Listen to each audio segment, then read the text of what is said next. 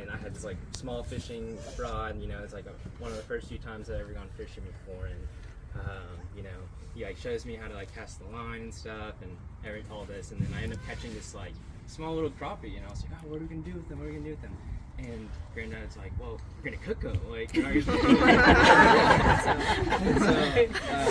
I was like, oh, we're not gonna just throw them back into the pond or whatever. And no, we're gonna go home and we're gonna cook them. And I remember we like just threw it right on the pan whenever we got back home, and it actually ended up being really good. And so I just, you know, that was a fun little story that I had. He always come over, and he, no matter how old I am, he would be cooking for me. He said, I cannot cook. And I was like, you know, so he would come to our house and always cook meal, you know, till he wasn't able to. You know, that's a beautiful memory that's for others. And he's so calm. There's calmness about him, but you don't make him angry, because when he's angry, it's like the whole world just explodes. You know? I think that's the way I got it too. No. As my husband. No. So I'll speak a little bit. Because my mom asked me if I would, so I'm going to. And I know about his, because when he's angry with you, he'll be very straightforward with you. Very straightforward. It comes from a place of love, but he'll be very straightforward and let you know. Because I spent a few years with doing that. But as far as I can remember, you know, he's been, you know, the cornerstone of this family. Every holiday, you know, if there was a holiday that he didn't happen to miss, a Thanksgiving or Christmas, it wasn't the same without Renee Person. You know, he was, you know, that was the center point to our holidays. He always was, and he was, you know, the life he lived is an amazing journey, and what he did for his family to get his family here, and so they can enjoy, you know, the freedom that we have in America. It's a beautiful story, and you know, by the grace of God, I'm still here, and I'm glad that he was able to see me here and sober before. I take pride that he was able to see that, because I know there's a lot of times that he was out here disappointed about life. They were there when I couldn't be at two places because your hospice. So I had to go out here to sign paper, get everything ready, and they were there with him and put him in the transfer car. You know, I'm grateful for all you guys. I'm grateful for the Lord sent Sean home before the stroke happened, because if not, he might not got to hear you guys' voice, you know, because with me, I would just try to care for him, but Sean was like, he's having a stroke, 911 now. With him, so everybody, all his children and grandchildren and great-grandchildren got to spend time and loving on him. And even the doctor, you know, at the hospice, they would say there's a difference when he can tell when, you know, we go see him and spend time with him. He was different the next day. You know,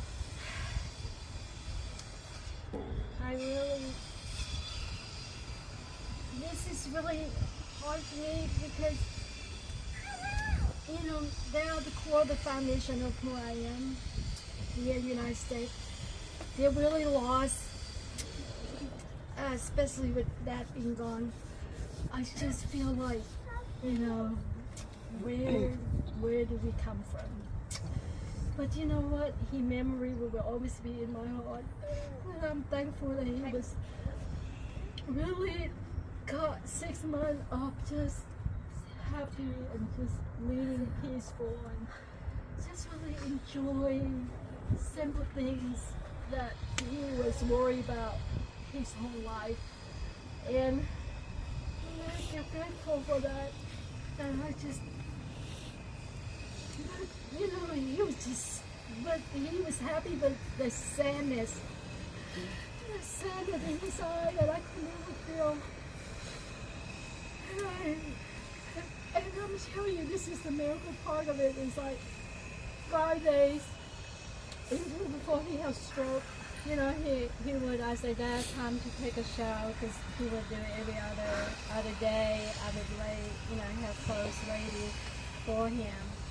And so the last 5 days before he went in the hospital, he was like, พี่ว่าเอาเครื่องมาให้พอไปอาบน้ำ and then พี่ว่าเอาอันนั้นมาตัดให้หน้านวดให้หน้าพอ so it's like every day he wanted to shower and clean, and then he was really happy, like really smiling.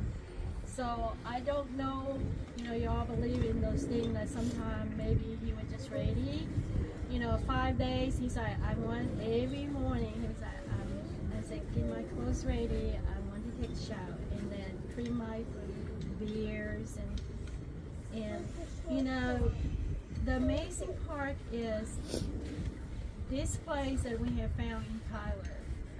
I'm telling you, it's all God doing for the past 4.5 years that I have walked through this with my parents. And let me tell you, if you don't believe in Him, believe please, because He is the core of everything. He make His life so beautiful and peaceful at the end. The place that we took Him, it was beautiful, peaceful, just like the way He liked. It was gazebo, and the garden was beautiful, waterfall. I cannot, and then they have church would bring meal to the family, so don't know how to believe the loved one. Not only that, the nurse, CRNA, and the doctor would just love and take such amazing care. Like he can have that every day, and he can share. He was so beautiful. You all saw him, y'all were there, and they were there, even to they came pick him up. He was just beautiful, peaceful, and I tell you, he lived a life of legacy. He lived a life of very humble and proud, and love his family, and what a joy y'all are to him, and he loved all y'all. And so I want to tell you that there is not ever he just sit there regretting what he had not done. He lived it all. He was amazing. He lived a life even to the end. People were telling me what amazing life he had lived, and then for me, I was just to see him walk around and then go back and look when picture when he was young.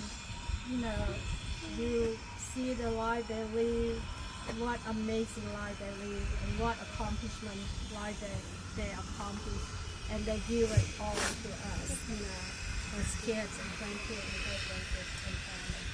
So anyway, I was going to say, I'll share a memory with them, because hi, I'm Caleb.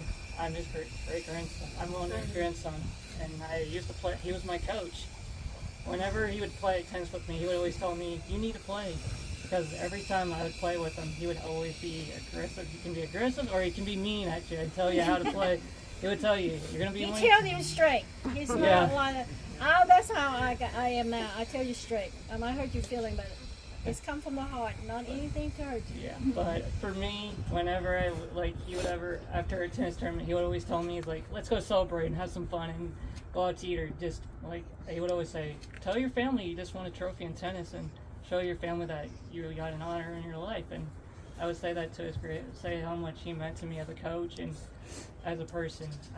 I loved everything about that in his life, and love all you guys as my family, and I'm grateful that I had everybody here. And I'm grateful that he was helping me coach and helping me through my life. Even with the toughest journey in my life, he was always there for all of us and supported all of us and loved one another, and I'm grateful for that.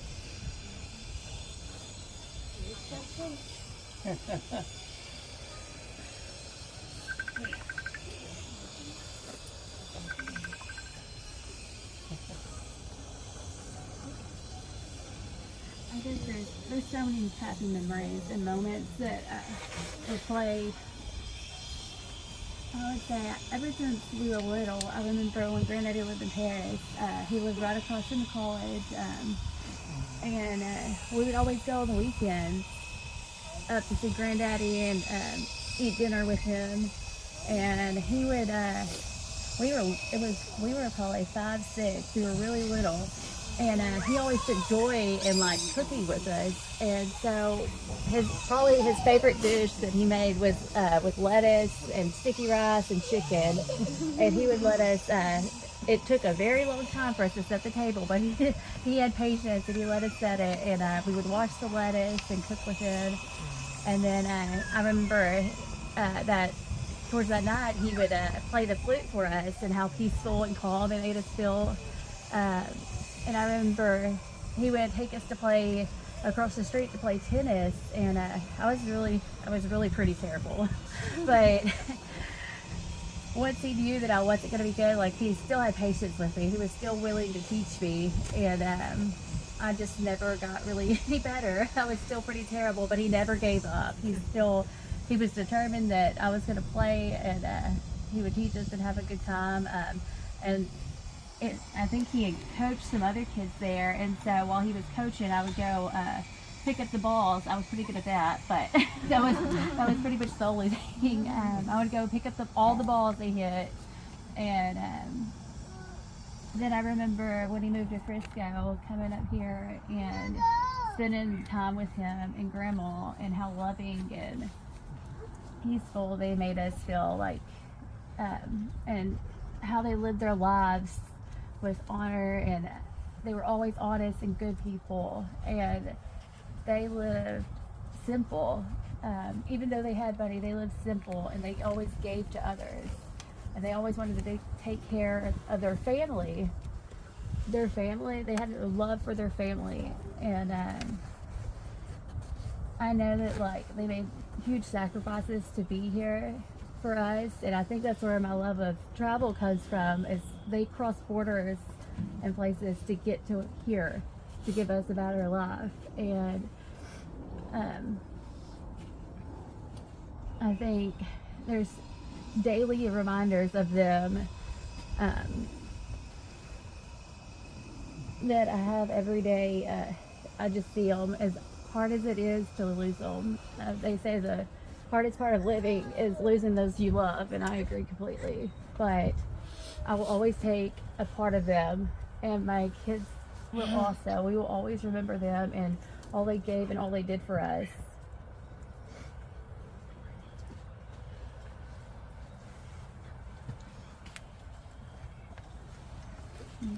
Our neighbor, I remember coming to visit her, and he's out in front of his house smoking over his pipe. We would always get up and we'd talk about important things like the weather. But he was always able to smile.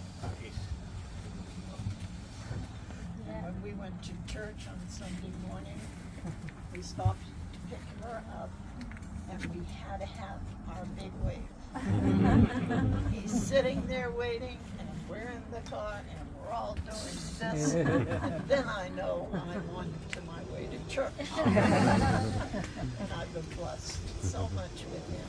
We had parties in January for his birthday. That is when his birthday is, right? Yes. And we didn't want the year to start without, and we gave him gloves and plaid shirts and whatnot. Not sure he ever wore them, and he was so grateful. Thank you, thank you. I loved him. He was a great soul. When I tell him, I said, Dad, I'll be right back. I'm going to go take Josie school. Okay. Anything you say, Dad, you ready to eat? Okay. Yeah, he was always, and then he always, the fun thing I love to watch while he was there with us, I would make him breakfast, and then I look over there and he would share breakfast with the LL dog and bacon, So that was the thing. So I had to tell her, come here, come here, you good friend daddy along like so I would give her bacon and then she would go there, sit right beside me. You know, she was amazing. She was like the first few weeks that he was there, she will not leave his side. She was just there. And anytime he go outside to smoke, she could run out and she'd just run around barking like crazy mad woman. You know, like, don't come near my granddad or something. You know, life is so precious. Each moment I learned that, you know, as you get older, you look back and say, oh my gosh, I'm 60, I'm 61, 62. You know, and you look right, each moment is so precious. Like you just don't worry about tiny things. You look at all over picture and you just go and enjoy, love on your family, love on people around you, love on your friend. Be thankful that God sent you some beautiful friend that just always like there, just love on mom and dad. Like I would not have not make it without them. Really, honestly. That was such a wonderful supporter. I'm exhausted at time. They just come with me. They were help work on that yard. You know, this one loved to cook, and she just, you know, and she blamed me. If she gonna mess up mom kitchen, say, "People did it, mom, people did it," you know. And we would have so much fun. And one time, mom left to buy like blue crab. And alive, you know, like climb out while they're like cooking, and then Mom Cat was like, Mom, so one's gonna get away from you. And sure enough, we were sweeping up the floor, and one got out, and was like there. So, you know, precious memory that you make. It might be simple things, but they're all precious. But I don't know, anybody else want to say anything? I do. Okay. Dad was the best coach that he was, I mean, after school, 2 or 3 hours or 4 hours, 5 hours, or whatever, every day. He said, you can't rest until whenever you can. I said, Dad, I'm tired. He said, no, you stand up and go play tennis right now with me. Daddy, come on. You know, I play 7 days a week. What, 4 or 5 hours or more? But she won first. She won first play Well, in the high I mean, school. you know, So 'cause she won a he was trophy the home. So. He was best coach. You know, I mean, you know, the only thing is, without Dad here, I can't play tennis anymore. You know, because I have my reason. Because 2010, I had a stroke and seizure too. You know, almost died. You know, I was in a coma.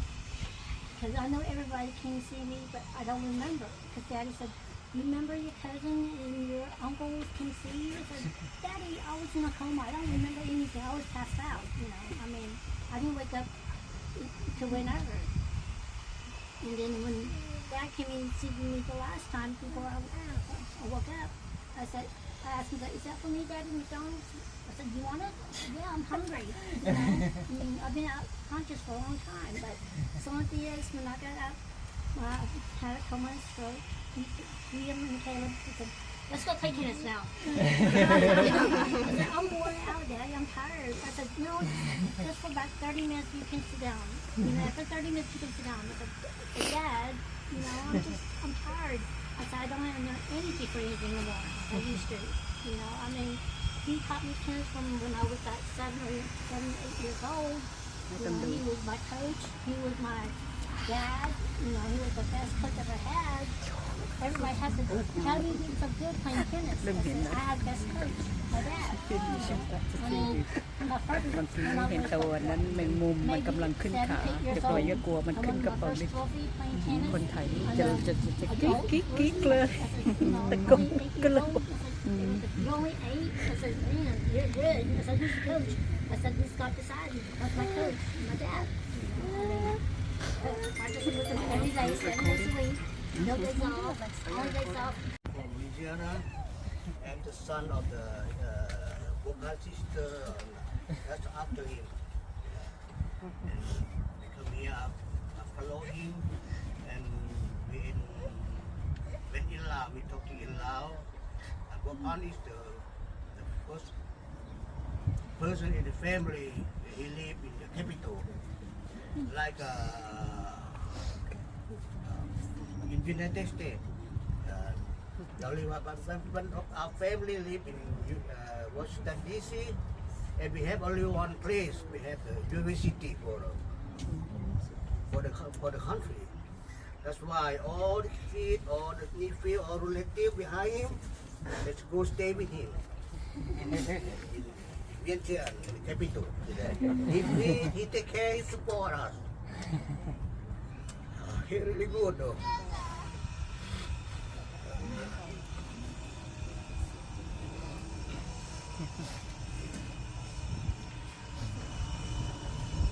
He really care about us. We have dinner together at the weekday, and because by that time we go to work and we went to the school. And then at night we have the dinner in the different places. We have a lot of people, the kids, the relatives, the nephew, and niece. We have a table and another table for the family and one table for all the nephews. We take care of that. We have that around the 3 kids, right? But they have a big house and about 10 rooms. And for what? For the kid, for the relative, who live with him. He thinking about for the family relative. That's why we respect and we very care about him. He love us. We love him too. And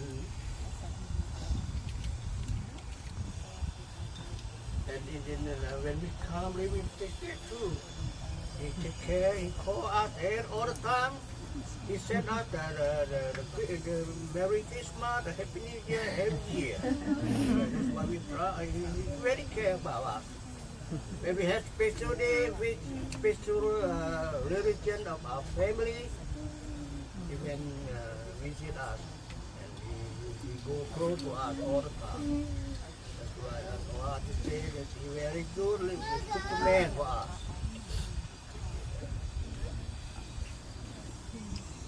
Yeah, I don't know how he did it because, you know, he feed all you guys. And I remember we would buy meat and we would have garden of every kind of veggies and every kind of fruit. And I was such a tomboy. I loved to climb a tree and just eat anything off the fruit. I don't think I was being ladylike when I was growing up. But that's okay. Anyway, thank